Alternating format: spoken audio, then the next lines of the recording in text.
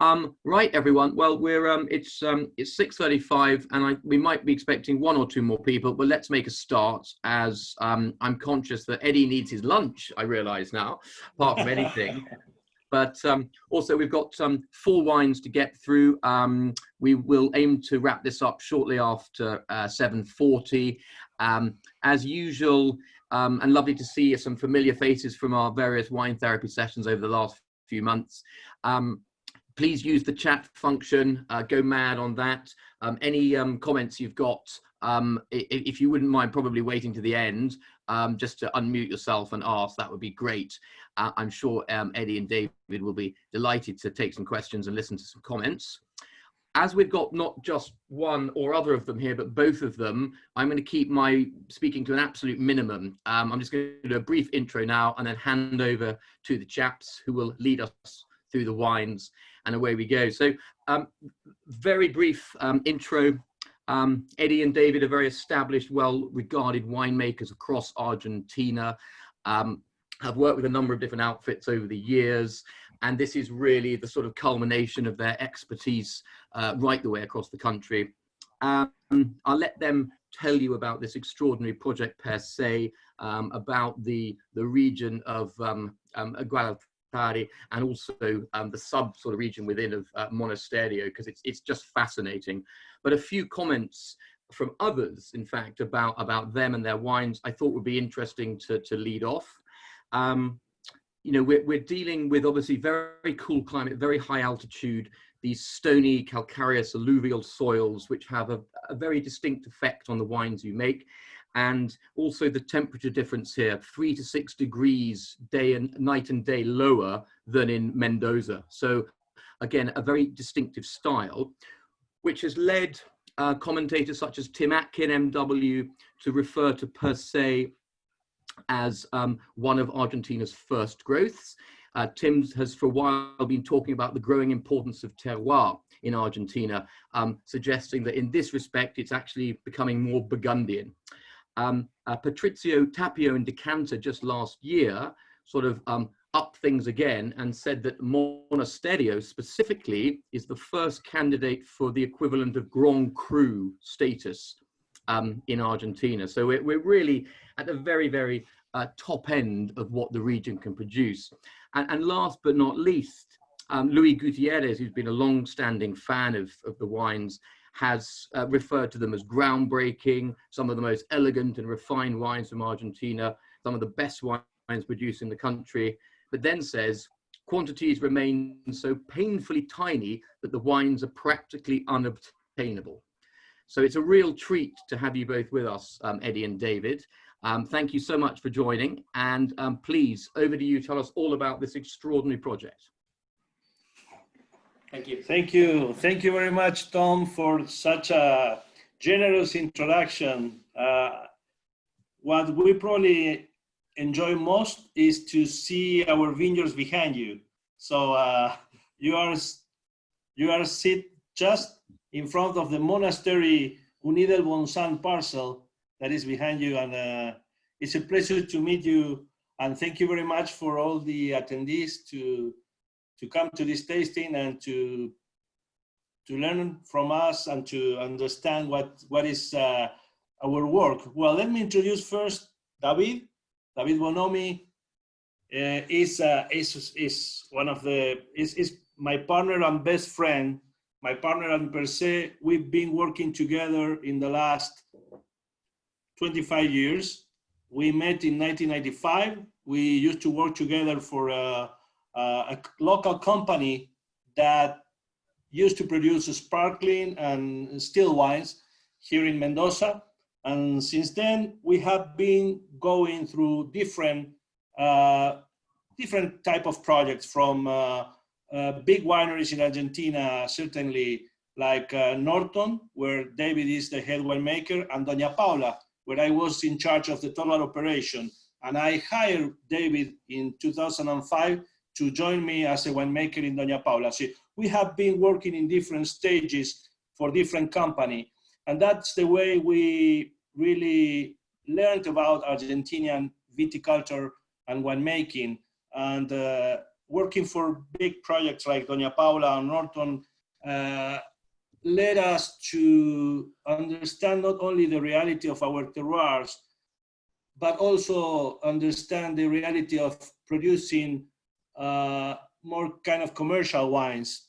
And when we stay in those wineries working for them, and we realized the potential of our sites, our best sites, we thought that was a very good time to set up our own project. That's the way that we launched PerSe in 2012. That was our first vintage.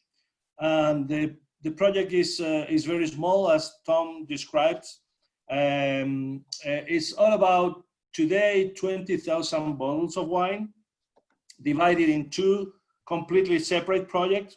In one side is PerSe, in the other side is Inseparable. That is, I will say, probably our entry wine in the range, where we make all the wines we make are coming from the same vineyard that is based in probably one of the most promissory wine regions in South America, which is Gualtallari in the Uco Valley. But to go ahead, I would like to maybe show you some images about Mendoza. I would like to share with you some maps and pictures about our vineyards and Mendoza while we taste the wines, maybe. So we have prepared a very nice set. The one you have is the wines we are going to show are Inseparable Malbec Gualtallari 2018, Volar Del Camino Malbec 2016, PerSe La Craie Gualtallari 2017, and finally PerSe Jubilee Malbec 2015. Those are the 4 wines from different vintages. I really like we have 4 different vintages. I'm glad to see not all the wines from the same vintage, because you will see differences between vintages and differences between what a Malbec does by itself, depending on the place where it grows, and what a Malbec co-fermented with Cabernet Franc can do in a Gualtallari appellation. So let me show you just a quick presentation. So from the beginning, just to describe briefly about Argentina.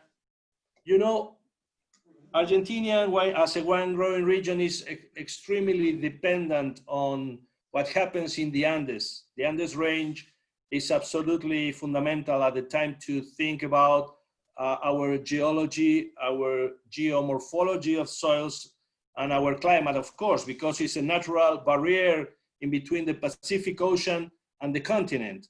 And Mendoza, what is the main and the most important grape growing region in Argentina, is placed just in the Andes range. So you can see the division of the Andes range in 3 ranges, what we call precordillera, the frontal cordillera or the frontal range, and the principal range. Those 3 ranges are the main, and this is the vineyard area. And the vineyard area is about 225,000 hectares in total in Mendoza. And Uco Valley, that is probably one of the most important grape growing regions in Argentina and in Mendoza, is about 28,000 hectares. This is the Uco Valley. It's a valley that is planted right below the Andes mountains. It does have the size of Burgundy, close to Burgundy, between 28 to 29,000 hectares. We mostly grow red grapes, and Malbec is the main grape in the Uco Valley. Anyway, we also grow other grape varieties like Chardonnay in the white. The main white is Chardonnay, the main red is Malbec. This is a satellite image of Uco Valley from north to south, Uco Valley is 28,000 hectares. These are the northern appellations, and these are the south appellations. And it's crossed by two rivers, the Las Tunas rivers and the Tunuyan River. So the wines we're going to taste today are coming from the appellation of Gualtallari. You can see here in the map, it's an appellation pretty new. It's a potential GI. GI is a geographical indication, and it's only 2,300 hectares of vineyards planted from a little bit more than 1,000 meters elevation to 16,000 meters elevation. So this is what Gualtallari looks like today. Now in wintertime, this is Gualtallari. It's completely snowed. We have had, as I told you when we started the meeting, we have had 3 storms, 3 snows in the vineyards, and 9 in the Andes. It's fantastic. We had like almost 100 millimeters of equivalent rainfall due to the snows. And these are the main differences in altitude. You can see the region, the subregion. The appellation is Gualtallari. It goes from a little bit more than 1,100 meters to 2,200 meters. But the main area planted with vineyard is located here in between 1,200 and 1,600. So what is fascinating is to see in Gualtallari the climatic variation. Look at this image. We go from 3 colors, yellow, green, and light blue. The yellow means this is one climatic subregion. That is Winkler 3. This is the second climatic subregion, that is Winkler 2. And finally, this is Winkler 1, transitional 1 to 2. So where the monastery is based has similar kind of climate to another cool region. It could be close to Alsace or Champagne in terms of climate. But here, the vineyards planted at 1,200 meters elevation have the climate of Bordeaux. So there is a huge difference in just 11 kilometers of distance from the top to the bottom of the appellation. So what is important is the amount of calcium carbonate we have in the soils. That is great. So if you look at this map, you will see the white color is the less calcareous type of soils, and the blue color, the darker color, is more calcareous type of soil. So our vineyards are based here where the content of calcium carbonate is the highest. So, Gualtallari has 5 different subdivisions. We are working on that because it's a still work in progress appellation, and the appellation is classified because of the differences between soil and climate. So going through 3 different climatic subregions and many differences between the soils, we can subdivide our Gualtallari in 5 different subdivisions. So they are called, as you can see, Gualtallari Rio. This is the one that is based in the bottom of the appellation. So the Gualtallari Rio is in the Las Tunas River. Gualtallari La Vencedora is the blue. Gualtallari Albo is the red. The green is Gualtallari Monasterio, is where we are based. And finally, Gualtallari Las Tunas, that is, it doesn't have vineyards planted because of the altitude. It's too high and there is no water resources. These are the typical soils of Gualtallari. Completely stony, sandy, loam texture, and stony with a lot of chalk, a lot of calcareous material, a lot of calcareous deposits, as you can see. Usually the soils are 60–80% of rocks. The rest is sand, clay, and a little bit of silt. So go straight to Monasterio. These are our vineyards. They are planted at almost 1,500 elevation. These are pictures taken in winter time, just to put you in context. So we have there in the monastery, we have 2 vineyards planted. In the base of the monastery, we have what we call classic Gualtallari. The classic Gualtallari is the type of soil you've seen in those soil samples, soil pits. We call it in Spanish calicatas. That kind of sample was taken in this type of soil where Inseparable is planted. This is all about calcareous sands and gravels, whereas PerSe is planted here up in the hills. So the parcels for PerSe, Jubilee, La Craie, and Untitled Chapter, that is another wine that comes from exactly from the back of Tom.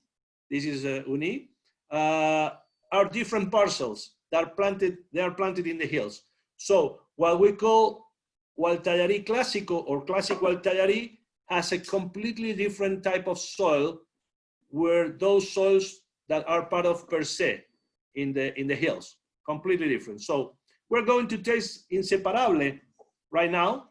This is our first vintage, the 2018.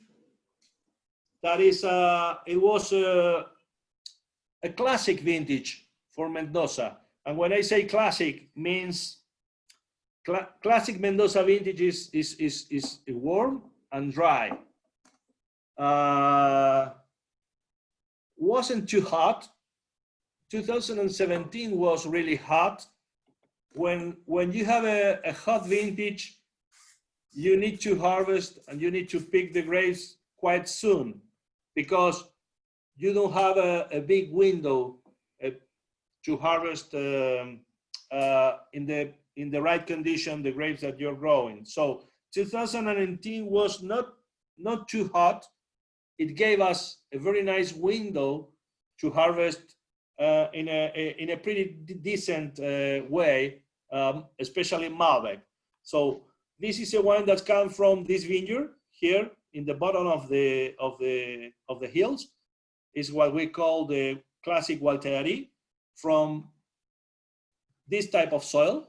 You can see there is a sandy and gravelly. There is what we call the coated or the painted stones. They are painted by calcium carbonate.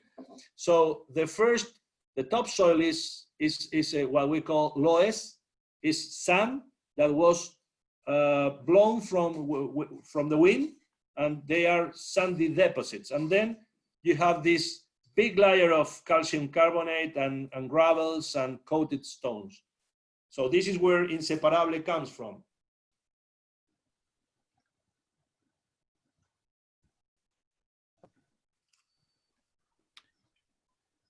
And Eddie, sorry, you were saying it was a cooler vintage than 2017, but still it's still a fairly warm year, because you said it's a classic year, so it's just not hot, it's not cold, it's just hot, it's just warm, somewhere in the middle.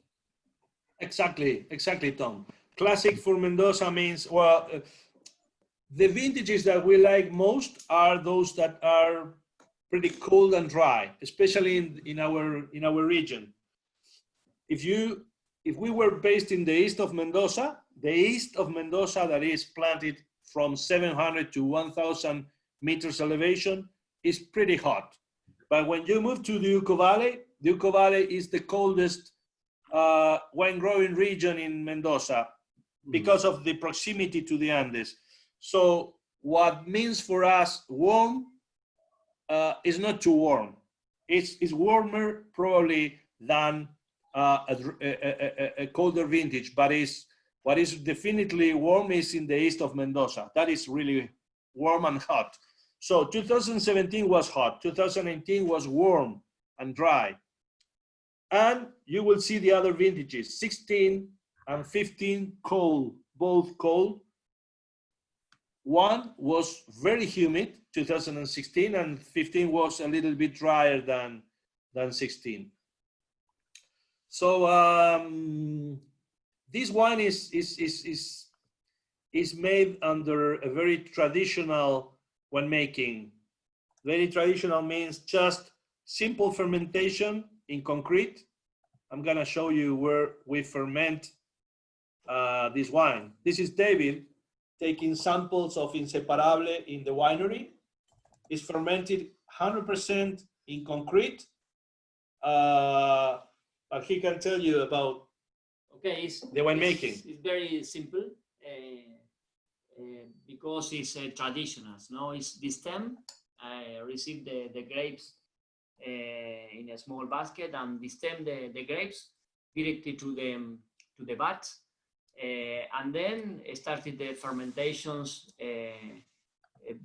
in a low temperature because in general, while Tajari in that time, the temperature in the night is no more than 8 or 10 degrees, and peak in the morning very early, near to the 8 a.m. and I receive the grapes in a low temperature and directly go to the concrete vats, study the fermentation in natural yeast, and then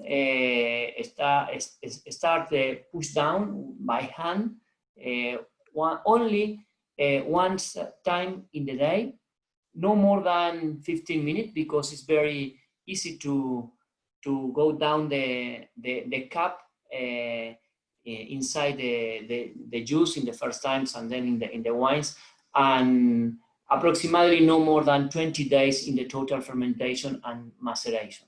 And then go to the press because and go to the barrel during approximately 1 year. No in new barrels in the second use barrel. No, it's very important for us to maintain the fresh character from that.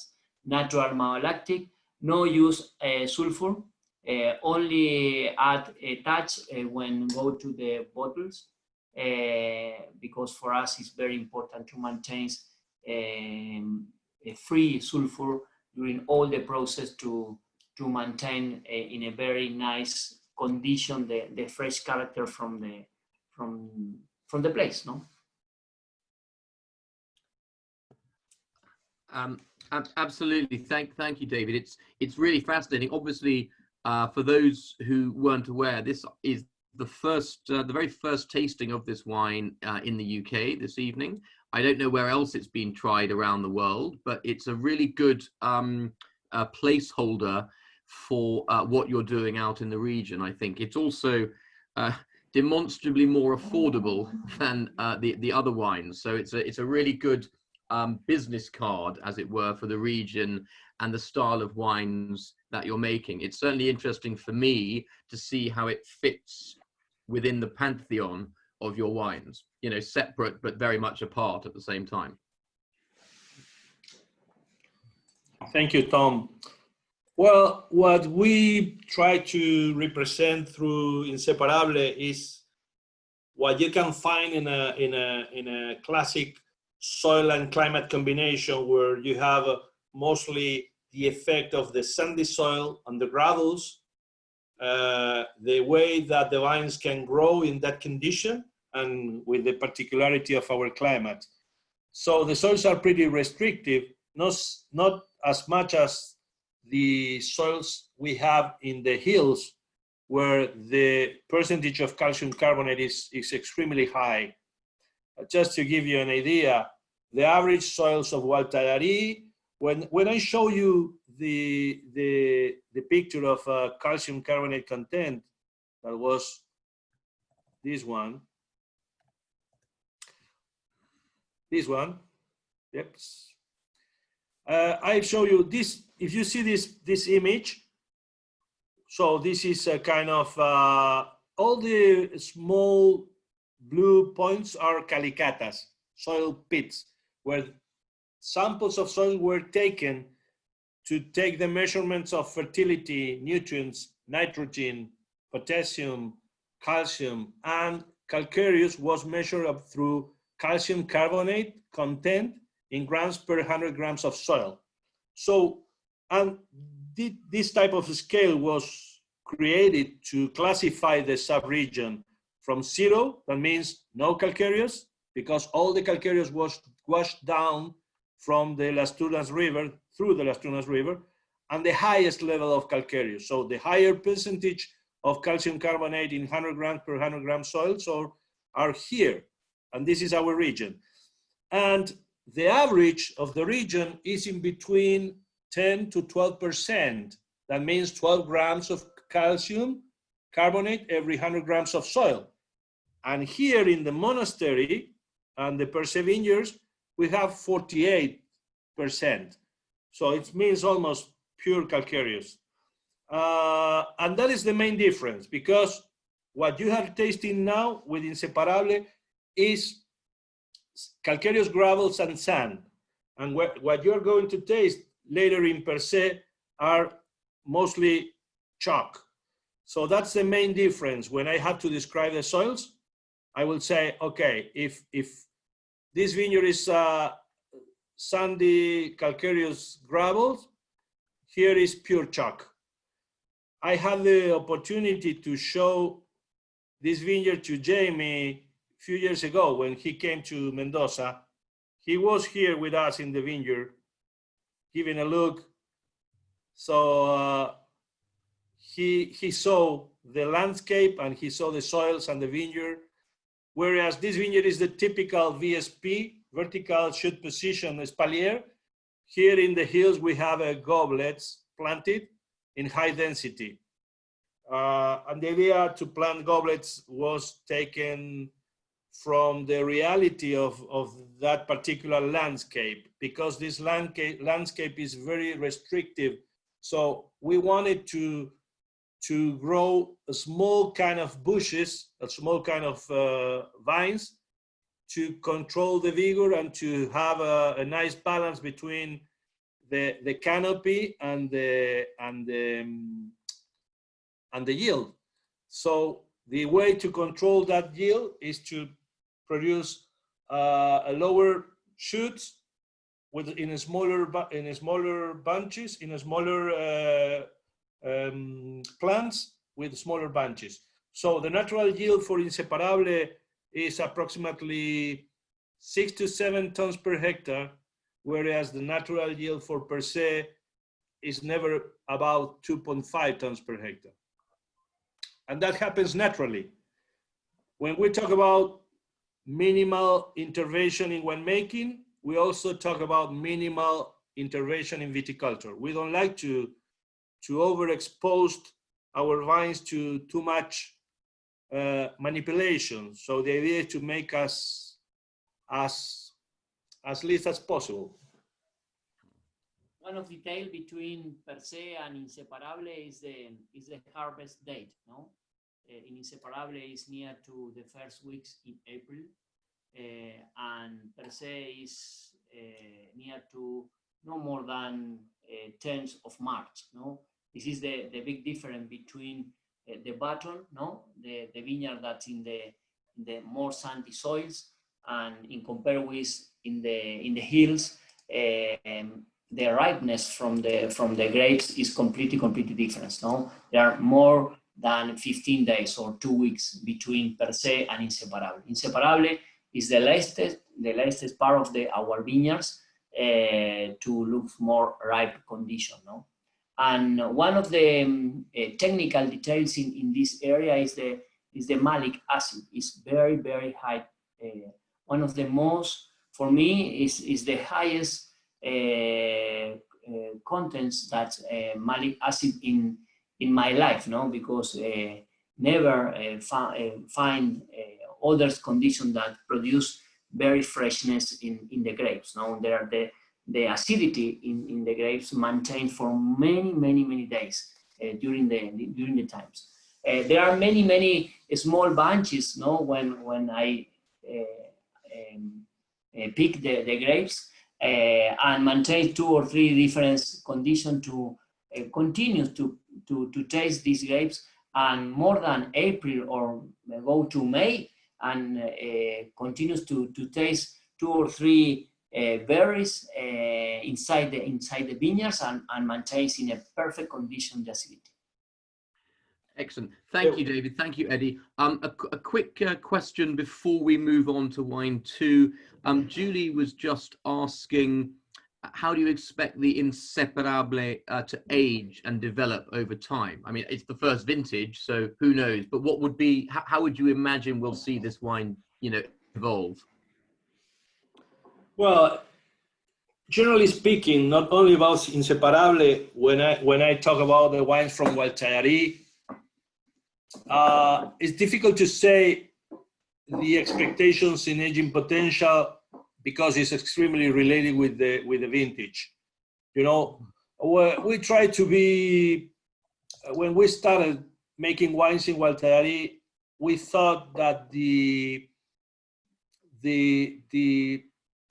aging potential for wines coming from the best sites. Best sites means the most rocky and calcareous and given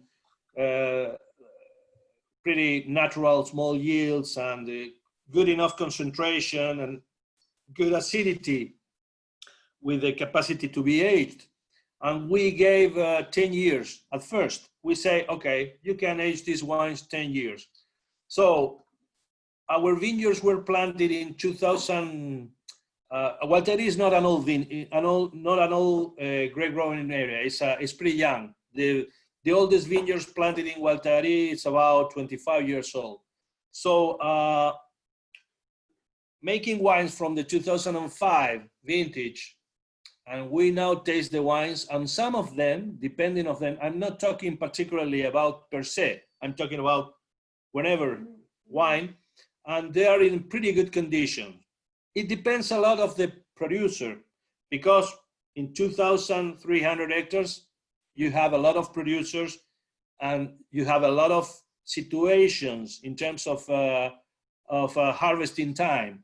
So the ones that like to harvest at the right moment, we like to harvest ripe, but as early as possible. You know what I mean? Is maybe the tasting and maybe acidity is the most relevant indicator for us to understand the aging potential. So for PerSe, I believe that I enjoy drinking this wine when they are young. I really like to taste Inseparable now, but I think you can drink pretty nice, still primary fruit, even when the wine will be 10 or more than 10 years old. So the aging potential will be above 10 years.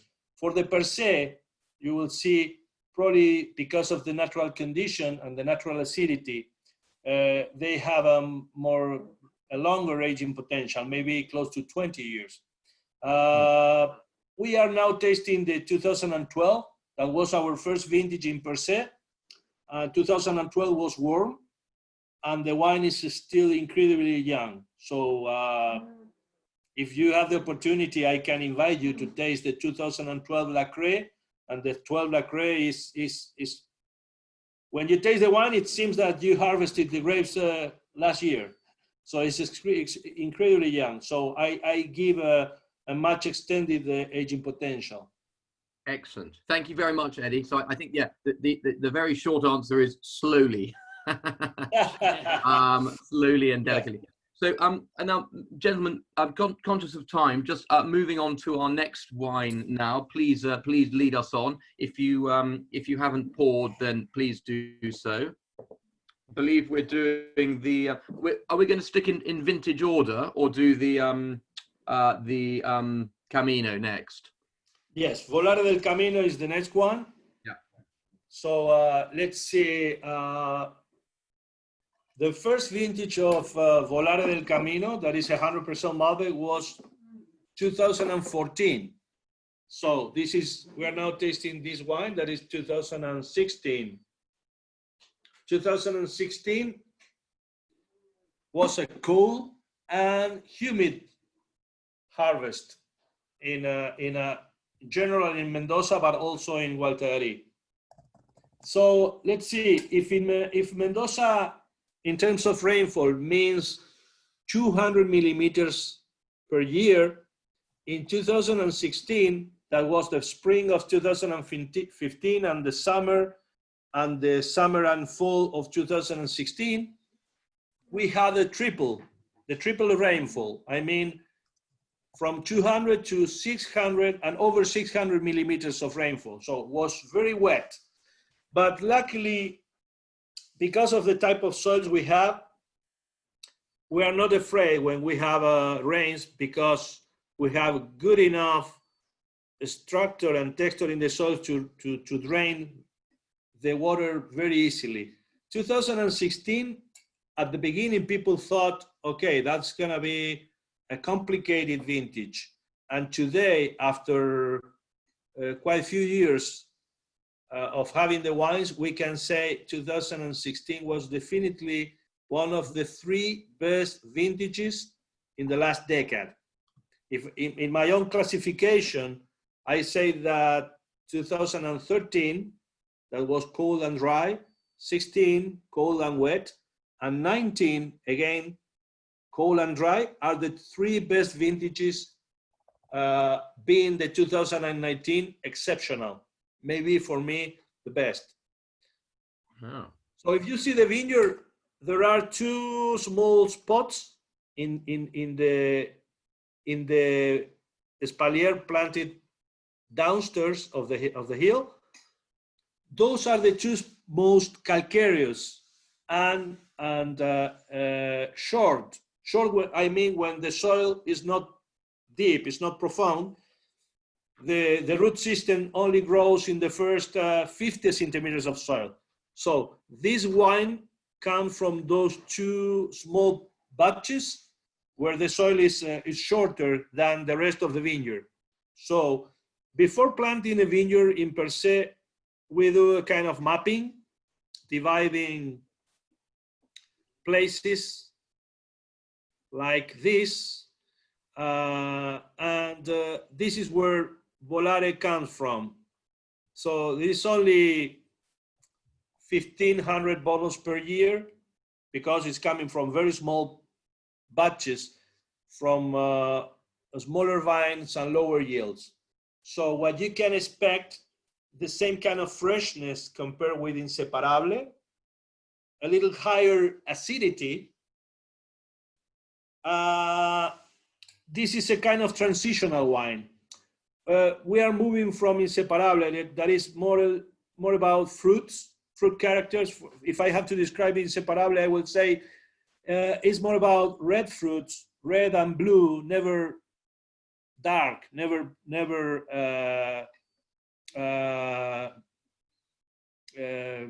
mature fruit. It's about red fruits, maybe with a spiciness and with some a little bit of earthiness.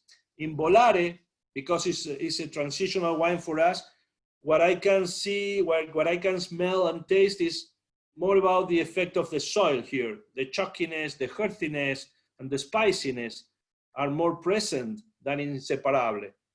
That is because maybe that change of situation between the soil and the size of the vines and the yield naturally.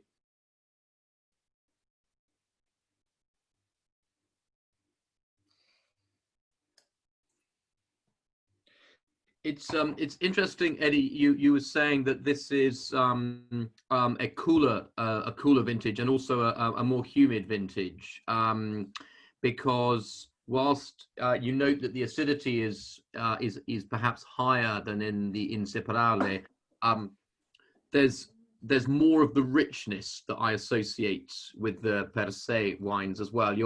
When you say it's sort of like a bridging wine between the 2, I'm getting more of the intensity. I think that's the real fact there, and the skin character, the fruit character, more of that plum skin, spicy red plums, also red cherries. You sense the kind of coiled power in the wine. It's showing quite a lot of muscles, but still very restrained. It's very, very good. I love this wine. Thank you. Thank you very much. So, well, what we have tasted until now is all that comes from the classical vineyard. Now the last 2 wines are coming from the very special parcels. We call it specifically, this vineyard is called Alabanza. That's the name of the vineyard, all the vineyard. And that particular parcels, the ones where the PerSe come from, are very different, very, very different. We are going to taste La Craie, is our third wine, and the La Craie is coming from, you can see here, the parcel situated in the south-facing slope. So you can see the Andes here is the west side, in front of me, so they are in the west. Here is the north, and this is the south. So this is a south-facing slope with extremely, extremely short soils, and means the topsoil is only 20 to 30 centimeters of depth, and then it's completely full of calcaire. I'm gonna show you the soils of La Craie, which is our next wine. Well, this is the type of soil we have. You can see this is full of calcareous rocks. And if you see a cut in the soil like this, when we make a calicata, this is a type of rocks that we get from the soil. And you can see it's like a pieces of chalk with some stones intermingled. This is what we call caliche. Caliche in our language means a conglomerate between calcareous, sand, and sometimes silt. So it's a kind of, when it gets dry, it's a kind of cement. And when it's wet, it's completely fragile. You can break in 100 pieces. You take one of those pieces of chalk, and when it's wet, it's absolutely outstanding how it can be break. So the roots can go through these pieces of chalk. Look at the pieces of, and can take the water and can breathe because of the oxygen in the soil. That is absolutely outstanding type of soil, and is very unique in Gualtarí. That's why we call Alabanza Viña Única.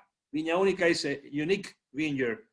It's a very small spot. It's just 2.2 hectares divided into 3 parcels. One is La Craie, one is Jubileus, and the smallest one is Untitled Chapter.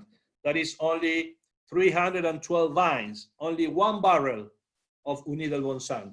So in PerSe, Jubileus, and La Craie, we can make a couple of 1,000 bottles, 1,500.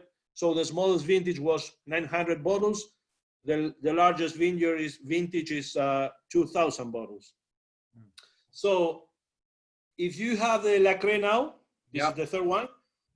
This is a co-fermented Malbec and Cabernet Franc.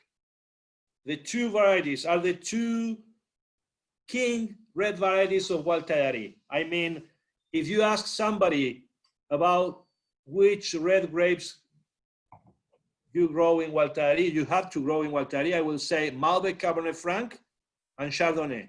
Those 3 grapes are the main grapes of Gualtarí. So the Cabernet Franc grows in that particular terroir like something very unique and different when you have to compare with other grape growing regions. If you move to South America, there are not many sub-regions you can grow Cabernet Franc quite decently. There are very good wines produced with a Cabernet Franc as a single Cabernet Franc, but it's not a general rule. When you go to Gualtarí, you can find fantastic Cabernet Franc growing there. And if you ask for the style of the Cabernet Franc, I will say something that is not Loire, not Bordeaux. It's something really in the middle, because you can have the ripeness, but the freshness at the same time.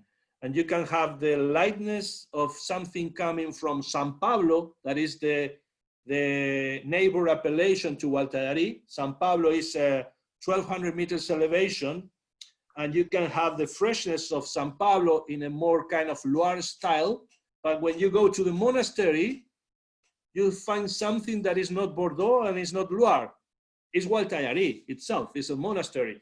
And you taste and you smell the Cabernet Franc, and it smells never green, but never too ripe. this is a co-fermentation.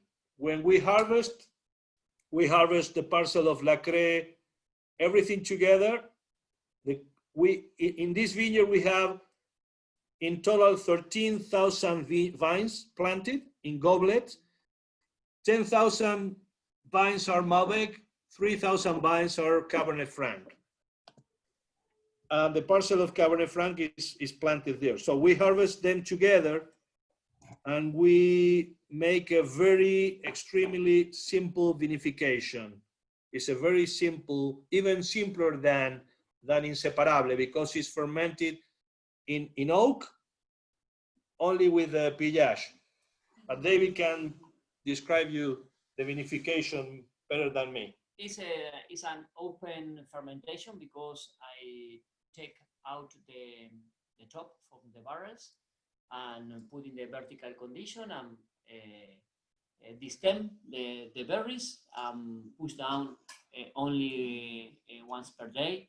And when finish this operation, I cover with a cap, to maintain in a very nice condition, because the low temperature, the temperature in the barrel is no more than 20 degrees, and very, very simple condition, but very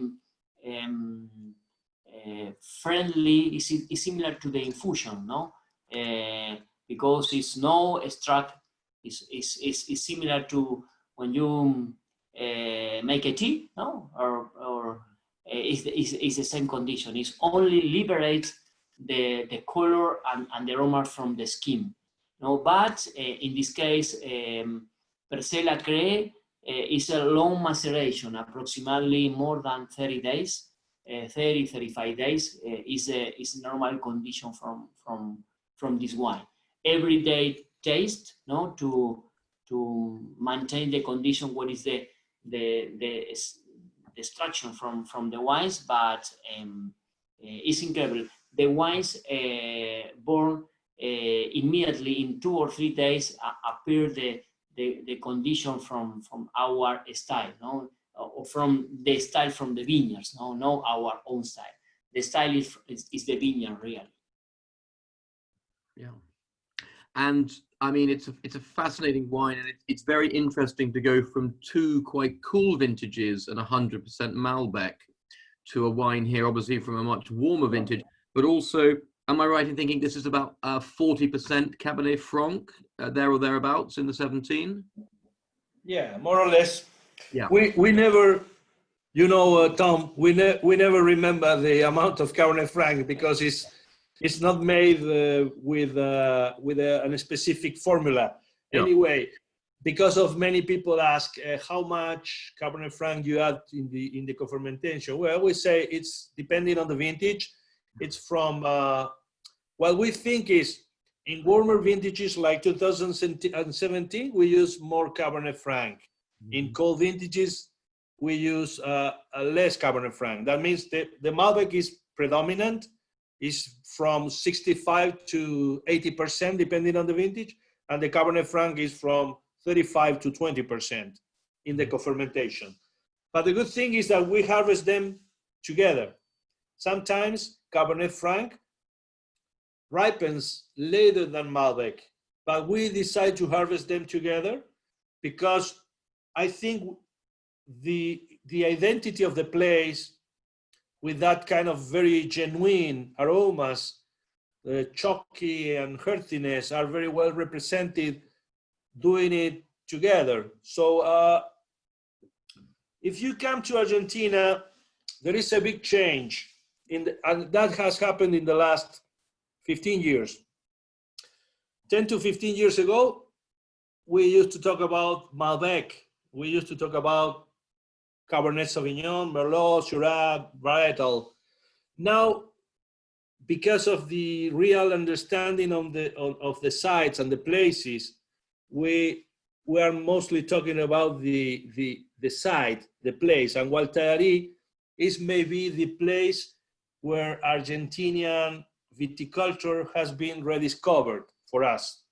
So the knowledge of the grape growers and viticulturalists about soils and climate in the region has made a big change in the perception of the wines. So, and Gualtarí is the responsible for part of that kind of rejuvenation of the Argentinian viticulture, as well as other appellations like Altamira or Los Chacalles, all of them in the Uco Valley. That is because the new generations of viticulturalists and winemakers have been paying a lot of attention and efforts to the understanding of how the sites works for itself. So 15 years ago, we didn't have so much knowledge about Gualtarí as a place. Today we can say, well, it's not a long run, it's just 15, 20 years, but it's good enough to really understand how the calcareous, how the silt, how the sand works in that particular landscape. And I think the wines coming from that specific vineyard and a very small appellation are the proofs that the real understanding of the site is going on. And we are still learning. Every day we learn from our places, and we try to make better wines. So we have learned a lot from Gualtarí. So Malbec, Cabernet Franc, the two main grape varieties, planted in that hill at 1,500 meters over completely chalky and rocky soils. Amazing. An exceptional wine. Yeah, I think it's fascinating. It's fascinating bringing the Cabernet Franc into the equation and to see how that is influenced clearly by the climate from the vintage, but also this very, very specific terroir, which you've been at pains to point out. It makes a very, very distinctive wine, unquestionably. Yeah, for sure. For sure, we're very happy with the place. If you can see, there is only Malbec and Cabernet Franc planted there. Some people ask, what about whites? Well, I told you Chardonnay is a great variety for Gualtarí. Even the best Chardonnays we are making in Argentina are actually coming from Gualtarí or San Pablo, two neighbor sub-regions, sub-appellations. And we haven't planted Chardonnay or any other wide variety here because of the sun, because of the exposure of the vineyard. For wide varieties, we like a different climatic condition, a different kind of exposure. If you see here in the monastery, we have a kind of small forest, and we are looking at a right place to plant wide varieties below the forest because we try to avoid too much exposure. Here we have a lot of UV effect, UV sunlight, and it's good for reds. We can grow fantastic quality in reds, but I would like to have a Chardonnay planted, for example, in this piece of chalk. It's too much sun, but if I plant maybe here, what I'm trying to find is the good combination of soil and shadow. I'm looking for an umbria to plant my Chardonnay and to make my white wine, because I would like to see the freshness and the minerality in the wine that maybe here is more devoted to red. That's why we are working in the separation of different parcels for different purposes. So our final wine is the Jubilee Malbec 2015. This is the last one. If you're ready. Yep, absolutely.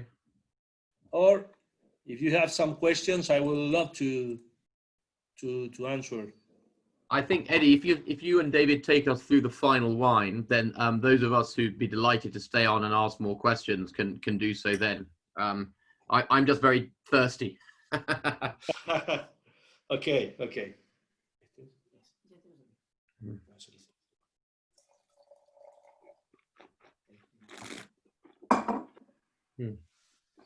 So this is our pure Malbec in PerSe. And 2015, as I told you, was another cool and wet vintage.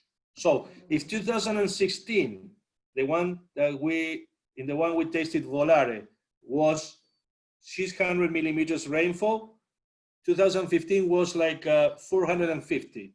Was just a little drier, 15-16, but was cold, definitely cold. The spring of 2014 and the summer of 15 were cold. And when you are in front of a cold vintage, what you can expect from the Malbec is something really fresh, really fresh. Earlier, David talked about malic acid. So when we harvest these grapes, no matter the alcohol potential, we have harvested from 13% alcohol potential until 15% alcohol. We don't like wines over 15. Maybe if I have to talk about just alcohol, I will say we're pretty comfortable with 14. Between 13.5 and 14, we are pretty, but this is not the decisive factor for us to harvest.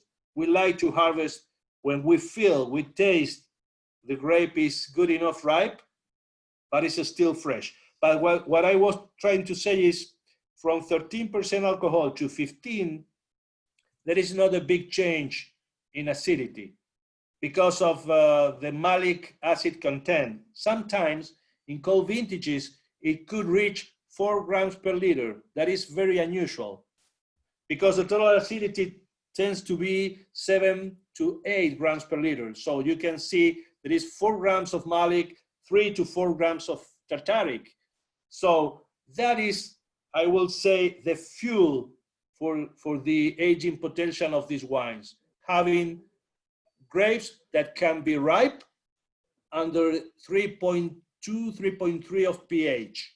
And when we harvest in a particular vintage like the 2015, where the pH was below 3.5, 3.3, 3.4, you have a fantastic acidity that enhances the capacity and the potential for aging.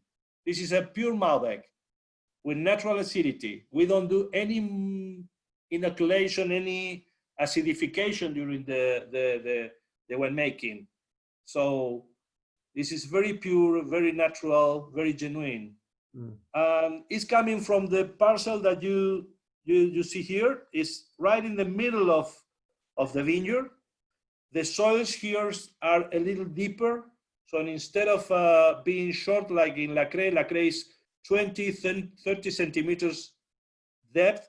In Jubileus is 50, 40, 50. Underground is all about chalk. It's pure chalk, like this.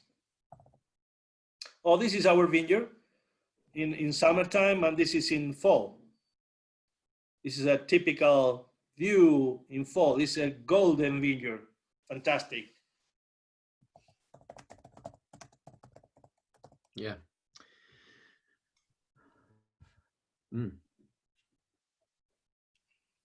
So in Jubileus, I can get the finesse and the elegance of very nice and ripe tannins. You know, when we make these wines, we taste the wines when they are still in barrels. And when we taste the wines, it seems they are ready for being bottled. And immediately, since the very beginning, and when we taste an older vintage like 2012 or 13, and we see they are still very young and in such a beautiful condition for us, it gets you being emotional because of the purity of the fruit in such a natural condition. And after eight years, they are still very young. And this is what we try to reflect in PerSe, the natural capacity of that incredible appellation, what Gualtari is, being reflected into the wines. And I think Jubilee 2015 is a nice testimony of that condition. Absolutely, Eddie. I think it's fascinating trying it. I tried this when it was first released, and this is only the second time that I've tried it actually. And what's fascinating to me is the almost glacial evolution. This is not changing rapidly. It's still showing all the structural elements. That very spicy acidity is keeping the wine incredibly lively and vivacious. You know, the tannins, these kind of filigree tannins, they are pulsing with energy, and the fruit still seems so pure. And you know, you were suggesting that with the greater knowledge you have of how the wines of the area develop from certain vintages, that you're predicting you know, perhaps 20-year shelf life for the wines. But I think it would be fascinating to try these in 2 decades time, in maybe 3 decades or more. I think it seems that all those structural elements are there that are keeping the wine very, very much in focus. It's fascinating, really. Thank you, Tom. What we like is that kind of ethereal component, ethereal package of the wine. When you taste, you can taste the smoothness, you can taste the fluidity, the tension of the acidity. All the components are in very good harmony, and we love that. We love that because, well, if you ask me 20 years ago, coming from more kind of clay, valley floor type of soils, we couldn't make this type of wines. This is the result of quite many interesting years of work, hard work and research and understanding of the region. We really love to be in that position today because we have had the opportunity, of course, to taste the wines in comparison with other wines, no matter where they come from, other parts of the world. And we can see that the real expression of our terroirs are revealed today, specifically from places like Gualtallari in the Uco Valley. Yeah. So in that particular context, we are really enthusiastic about the future of our regions. Really enthusiastic. Absolutely, Eddie, and thank you so much to you and David. I mean, it's been a fascinating tasting. I hope our guests will agree. It's not only are your wines very, very distinctive, one would say singular, at least as what we tend to try in the UK. I can pretty much imagine that most of the guests this evening will not have tried Malbec that tastes like this, or certainly not very much of it. But also, I was talking about the sheer tiny quantities you make. It's always a source of some entertainment when we offer your wines and people come back saying, "Did I read that right? That's a case of 4, not a case of 6. That's a case of 4." And I suppose that I believe, you know, the 2015 that was a little over 250 cases of 4 that you made in total. A lot of people might say, how can this be commercially successful for you? How can this be worth all this tremendous effort when you're making so little wine? Why are you doing it? Maybe the word is how can be sustainable, right? Right. Yeah. Well, I will say probably one of the main reasons of making quite just a little amount of bottles and being sustainable is because we are very austere, completely austere. So yeah. We do everything from the vineyard to the from the vineyard, the vinification, the bottling, and then the selling. Everything. We are a trio. It's David, myself, and my son Santiago that is helping us. So we are very austere. We don't spend money in things that we believe that. So with a 5,000 bottle project like PerSe is 5,000, 6,000, It's not easy. It's not easy. We don't live because of PerSe, but we are trying to grow. We are trying to build this year. We are trying to build our own winery in the monastery. And I think the wines are becoming quite transcendental, and that's gonna make us to put even a much bigger effort to grow. Well, Inseparable, that goes from 7,000 to 10,000 bottles, are still a pretty a small amount, a low quantity, and in a completely different and more kind of competitive price point. Anyway, we try to be, as I told you, everything is made by hand in the vineyards, in the winery, and well, it takes all of our time, and we try to be austere, trying to make a sustainable project. And the most important thing maybe is that we are enjoying what we are doing. Well, absolutely, absolutely, and it's always a terribly difficult question to answer, but I've just seen David and Wendy have asked, which is your favorite to both of you? Which was your favorite of the wines you make? Well, I read that question. I read that question from the chat, and I would say that right now, because it could change, it's the situation now, the tasting now. I really like Jubileus 2015. Absolutely. Now, but maybe tomorrow or next week, I'm gonna like La Craie better than Jubileus. But now I really like Jubileus very much. It's because of the youth of the wine and those ethereal components that I mentioned, that I like it very much. I agree with Eddie. Jubileus is the most important wines in this tasting in the nose, absolutely. Ethereal wines, no, there are different layers in this and that. Very nice texture. I remember this year in a cold and wet conditions, and the vineyards maintaining in a vertical condition from these seasons in a very nice textures in the skin, because one of the most important for us when taste approximately more than 3 or 4 times per week between February, when the Berazon arrived from the vineyards.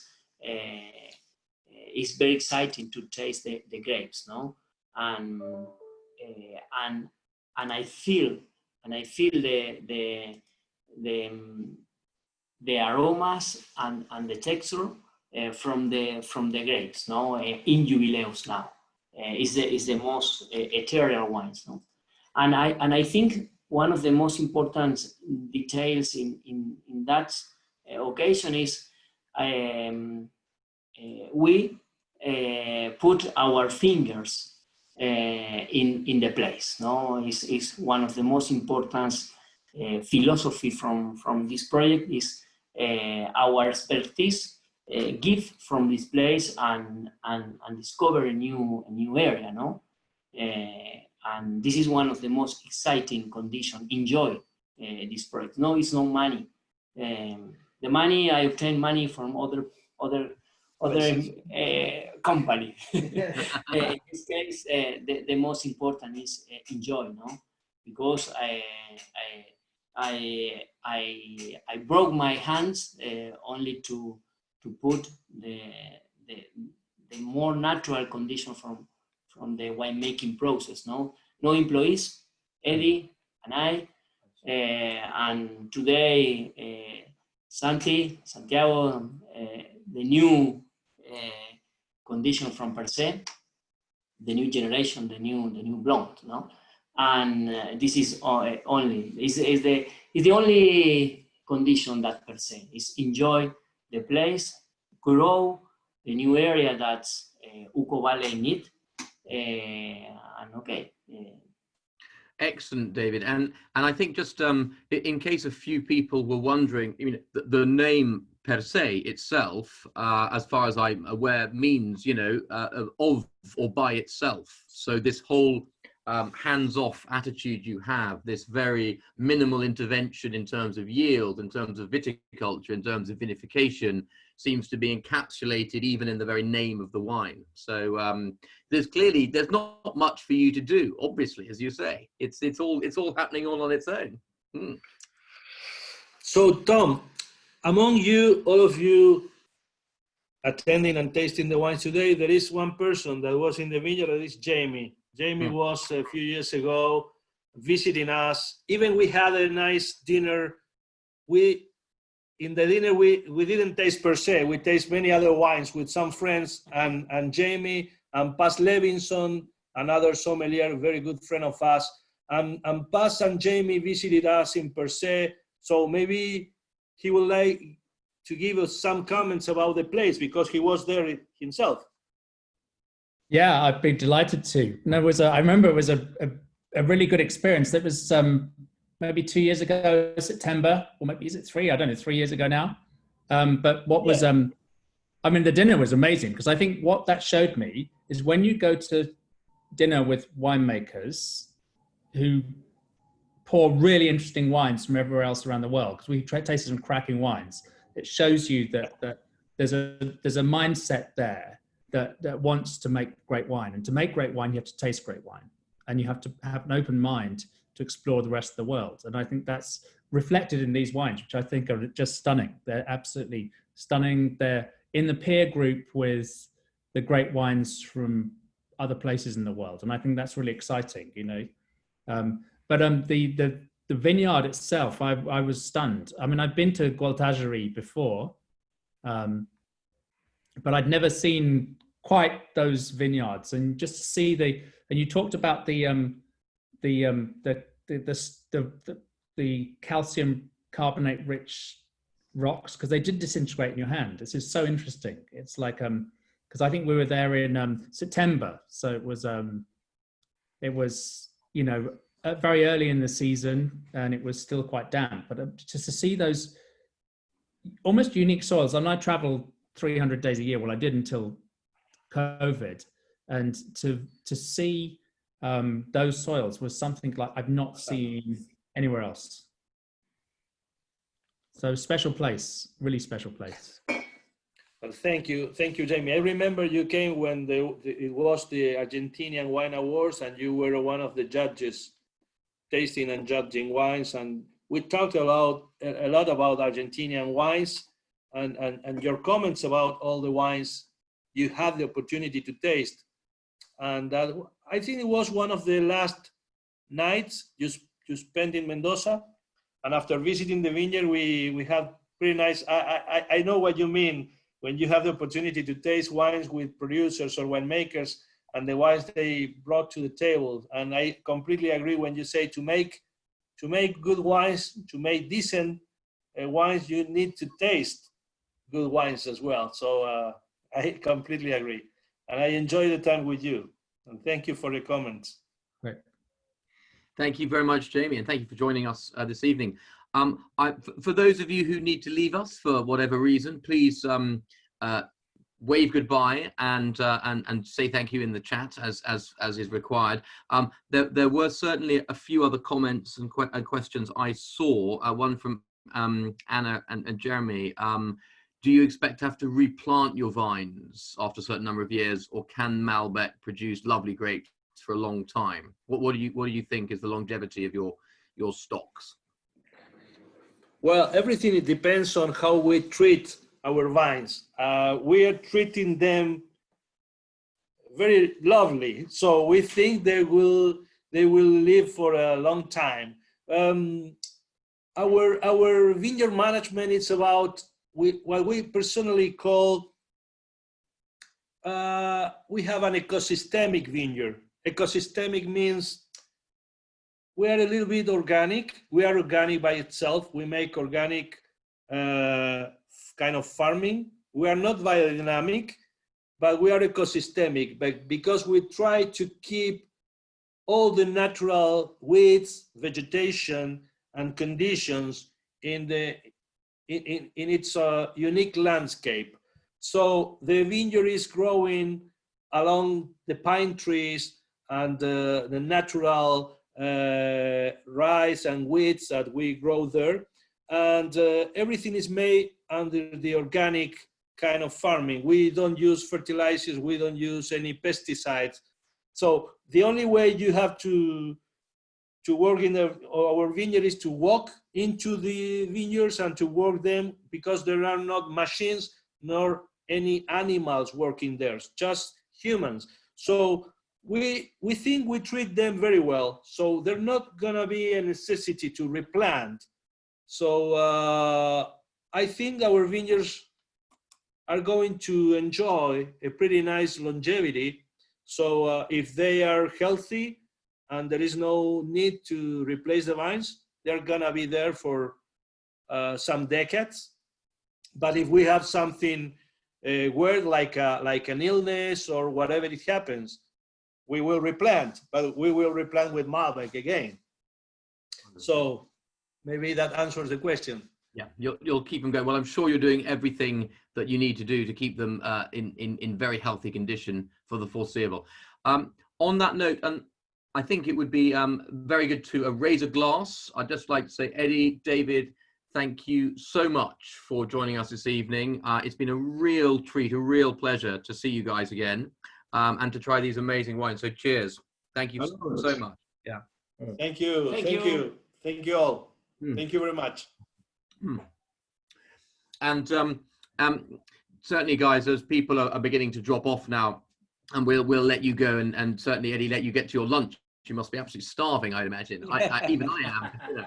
But one thing that's, I think, brought home to me more than any other tasting that we've done on Zoom is how this technology can be really, really useful for people like yourselves, because, you know, planning a trip to Europe or even just to London for three days or whatever, and, you know, in terms of being austere in keeping your costs down, the ability to have this kind of very direct impact on consumers, on trade, on press, on restaurateurs, on sommeliers, I think even if we don't see you as often as we'd like to, this medium seems to be very effective for getting the message across. So I am sure we'll be doing more of these in the future.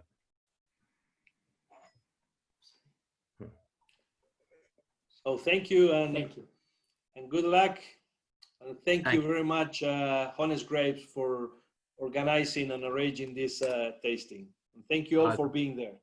It's a pleasure. Thank you very much, everyone, for joining. I'm going to end proceedings officially now. Great to see you all. I know we've got a number of you joining us next week and the week after for our final 2 wine therapy sessions before the summer break. And we've also got our 31 days of Riesling off as well on the 29th. We'd love you to join us for that as well. That will be very exciting. Nathan, Charlie and I go head to head, Chenin, Chardonnay and Riesling. So lots more fun to come. Once again, thank you so much, Eddie and David, for joining us. Lovely to see everyone else. See you again next week. Thank you. See you. Bye. Everyone.